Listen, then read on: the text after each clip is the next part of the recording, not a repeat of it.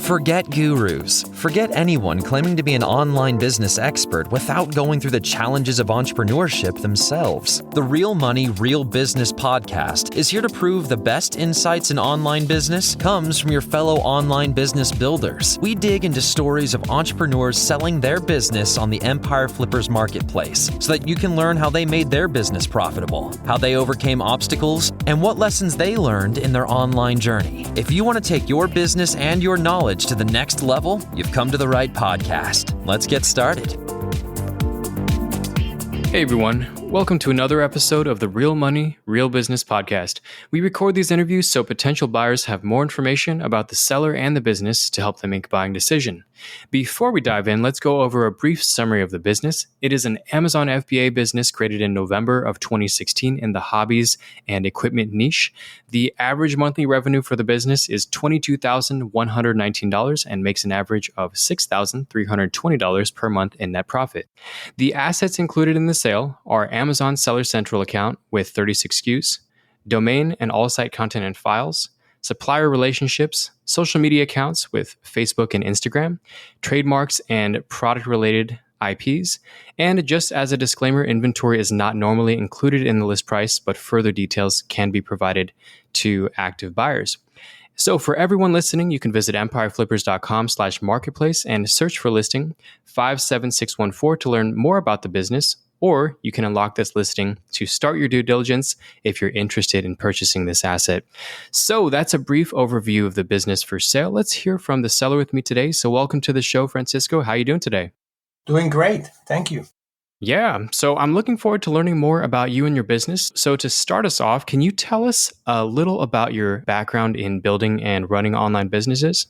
Sure. So it goes back to me working on computers pretty much all my life. I'm a software engineer by trade, right? It goes back on the days on, the e-commerce boom and eBay used to go, to conventions, right? To learn as much as possible and build a bunch of e-commerce websites, sites to sell goods and build many e-commerce websites, right? So that's my experience per se. I'm a computer programmer. Got it. That's so interesting that you came from software and then you decided to get into the e-commerce space. Yeah. Cool. So why did you go about choosing this particular niche?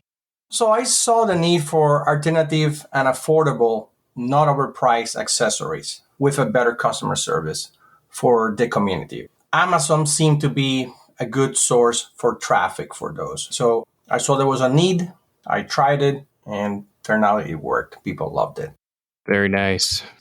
So why now are you deciding to sell this business as opposed to keeping it and growing it?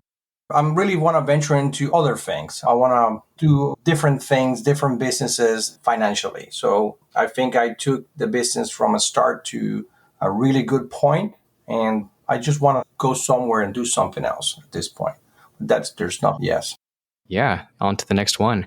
All right. So through your process of building this business, what did you learn throughout this entire journey that just seemed to work? Some of the things that worked was not going too big on when there was a new product being launched, not going too big on the inventory quantities, right? Just going small and testing that how we would do, right? Making sure that the product actually had a market, people wanted it, and that I had the right price point. There's some of the things that I tested, right? Some of the things that didn't work was, of course, the opposite was buying large quantities of inventory without actually making sure that the actual product being launched first had a need, people liked it, people wanted it, and the price was there. So it was a very minute line of adjustment of developing the actual business per se. Got it. So you kind of answered that next question about what didn't work. So you'd say that just buying, launching products or investing heavily into products before testing them in the market was something that you learned from this business? Yeah, correct. And I would add a little bit more on this. Like launching products in this particular Amazon space takes time, okay? And one thing that I learned not to do was not to rush it, okay? I learned that it's very important to have a very descriptive listing of what you're actually selling and why you're selling, why the person need this. Why do they need this? What should they buy this? Why? What's the reasoning? So price, not really the main indicator on selling the products, was more of a well listing, good pictures, a good product, but basically a combination of those and also a need. People, it was solving a problem, right? So yeah. Got it.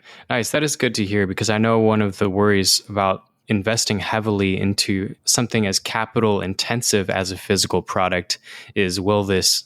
So yeah, taking it slow and testing out is, I think, great advice. And I would digest a little bit more if I could. Going back to the initial questions where we started the interview at, I saw a need for a better, lower price product for the market, for the niche or area, specific area that the business is in. Affordable, well produced, well done, affordable. People could actually, pay for it. I saw there was a lot of products being marketed on the communities, Facebook, and everywhere, where price didn't make sense. And I looked at the volume. Okay, so back then when this business was started, the specific product line that was launched, starting the business, it didn't exist in Amazon. So nobody was doing it, right? So I was able to acquire that market per se in Amazon to this day, right? So now it's all controlled by this, right? Yeah, that's very cool because a lot of people, when they get into Amazon, they'll look at pre-existing products on the market to analyze those products or those companies' sales to determine if they can do something similar. So it's a very cool approach that you took where you actually looked at communities. Then you were the kind of pioneer in this specific area. It was a hobby I had in my personal life. And as I looked through myself and seeing things that I needed for my hobby, I found there was a lot of needs. And I said, well, why not try this? Because I could probably maybe try this and make it do it better. I'll do it for myself, right? And then people adopted it like, okay, this is the alternative. This is a great price. This is a great product. Wow, right? And initially it was a learning curve, of course, because I didn't know how to take a product from start to launch, right? So a learning curve, but there we go. Yeah, very cool. So now that you have built this business, you've gotten past a lot of the learning curve. Can you describe the amount and the type of work that you do on this business for maintenance at this point? Very minimal. So first I learned so much, and this is something that the buyer would probably, I would relay, of course. It's almost an autopilot, the business per se now. Some of the things that I do maybe on a daily basis, of course, as every seller, they check their sales at least once a day. Not as intense as it was when I was starting, making sure that things were selling. Now I know for a fact that things just sell, right? So selling is not my biggest problem now. Other things I check, my biggest problems now is my inventory, making sure customers are happy, making sure there's enough packaging when needed, making sure that there's a sale out there when it's needed. Let's say a Black Friday sale, right? Making sure there's coupons when there's needed, making sure that if somebody puts some feedback that's not satisfactory for their experience, to how do we make that better, right? So stuff like that. Those are the major. So the business is pretty much, it's to the point after 4 or 5 years, it's well in autopilot. It's mostly about fulfillment of those products that tremendously sell. So the biggest problem is, maintaining stock. It's a good problem to have, like they say, right? Sometimes I will think, oh my God, this is selling too much. You will think, wow, really? Yeah, it's a great problem to have, but not really, because you start seeing it as if you go out of stock or your stock go down, then you think you're going to lose money because it's going to sell. So that's what it is. Yeah. I mean, you just described, I guess, what's top of mind for most Amazon sellers, especially ones who are selling well, is inventory management and customer support. So it's the key. Yeah, right. And to add more, I'm not sure how much time we have here, but to add more to this, Amazon every year, they want seller to succeed, right? So you want to be the best you can. And they will help you. They will help you get to where I'm at right now, right? And the next buyer, they will help them too, right? They want you to sell. They want you to do good. At the same time, they want you to follow some rules and some other things. And It's part of it. But again, this particular business, it's almost in autopilot. It could always be better, and go ahead. Yeah. If I assume most buyers would be interested in growing the business. So it's on autopilot for those maybe who want to just maintain it. But yeah, definitely opportunities for growth. And thank you for that addition. And we have as much time as you need. So if you ever want to add anything like that, that's absolutely welcome that. So speaking of that, talking about growth, if you were to keep the business, what are some ways that you would try to grow it? Very simple. I would try to lower my current inventory cost more. There's a handful of products that could be manufactured in China instead of the United States. Believe it or not, we got a bunch of products that are currently being produced here. They're in the process of, at some point, to go to China. That would lower our cost and that would increase our profits, right? That would also increment our inventory levels on Amazon, right? So that would be very key in the next year. Take the current SKUs, and that's almost like maintenance, but it's also going to shoot up the profit quite a lot. Also, looking into going back track in sales and looking at some variations of products that were introduced but were not continued because of maybe not great compared to other colors. For example, there's some products that have different color variations. So bring those back, bring those back into the group and add those sales back in bulk from a different source of supplier or a different point, right? So I will bring those back as well. I would try to introduce more products to the same line of products that already complement each other and create maybe kits, bundles of products, that fit together within the same business SKUs that either existing or new products, right? And so many things I could grow the business to, and variations, and maybe go back to the same product communities and research what people are looking for, right? And kind of bring those back as tests, small runs. Yep.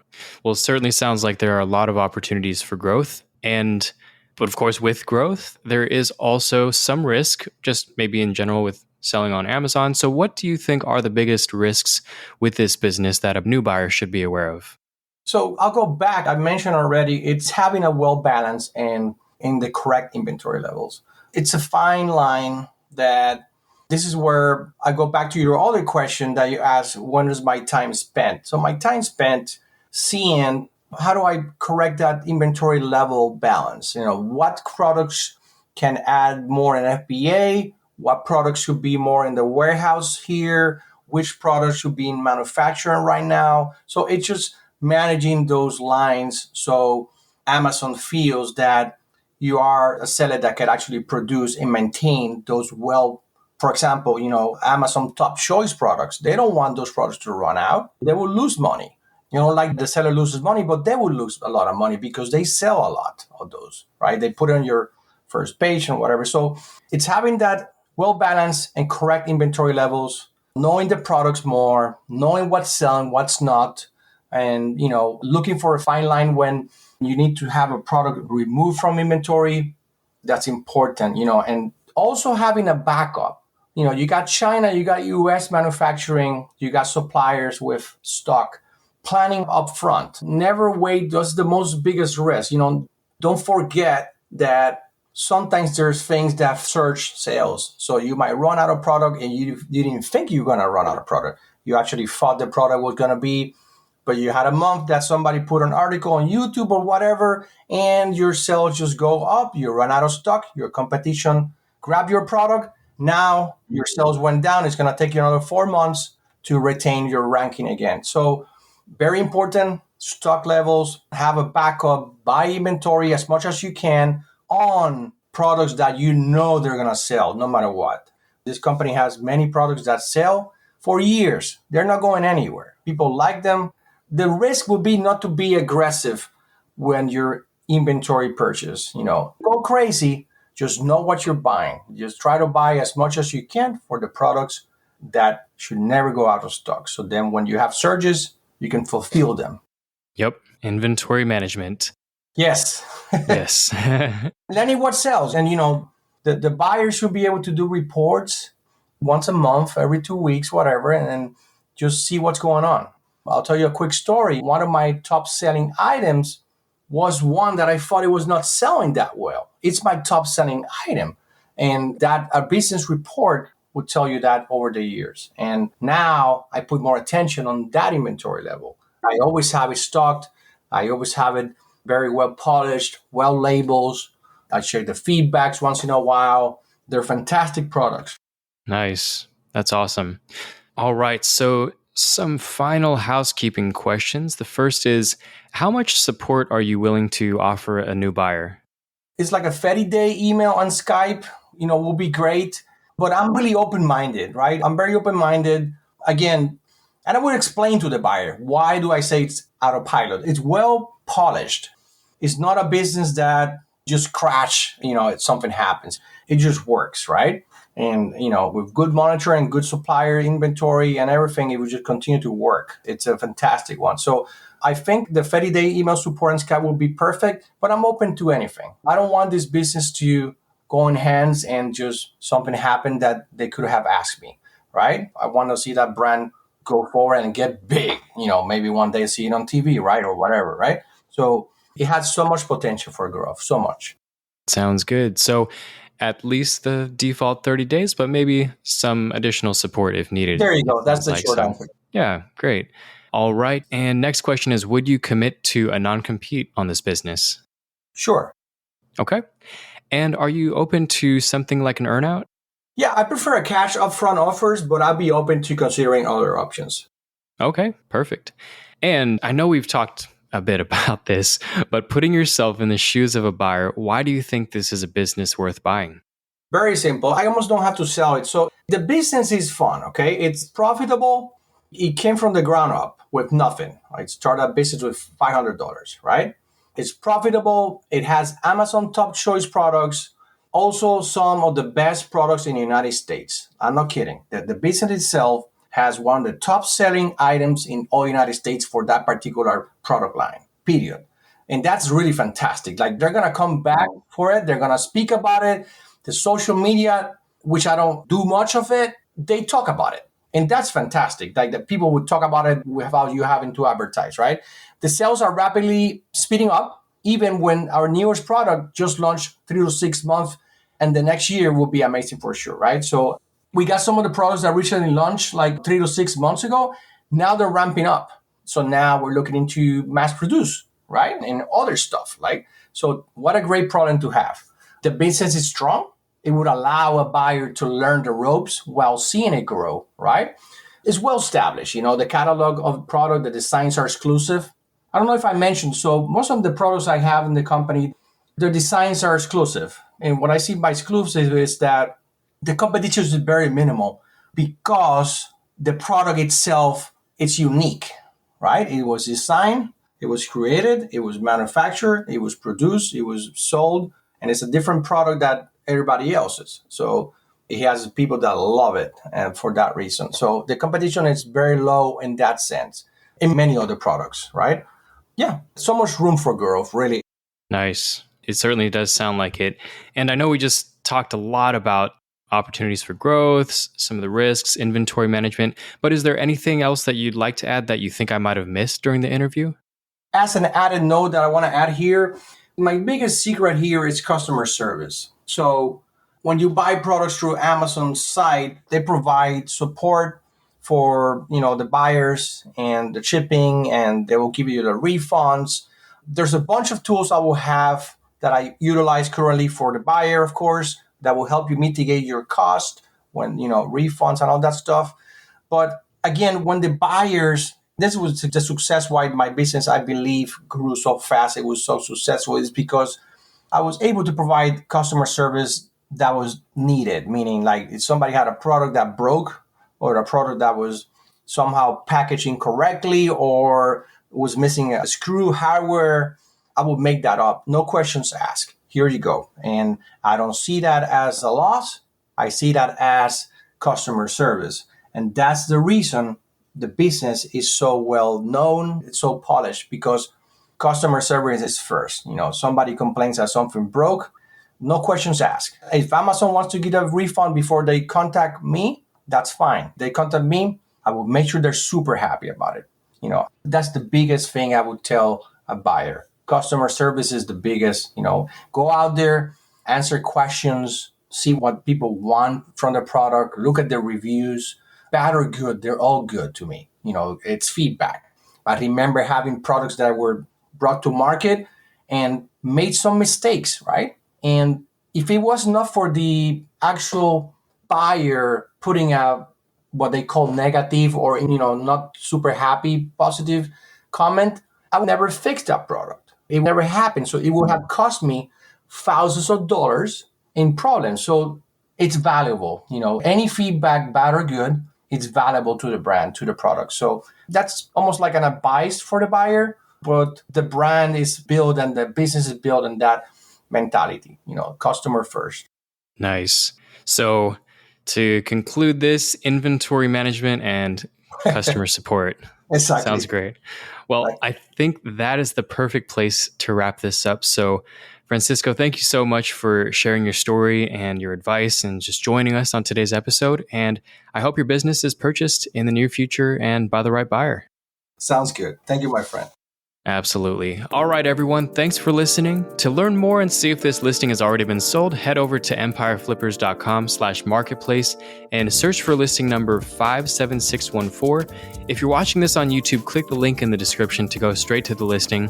And once you've unlocked this listing, you'll be given everything you need to know about this business. So until next time, enjoy your digital journey.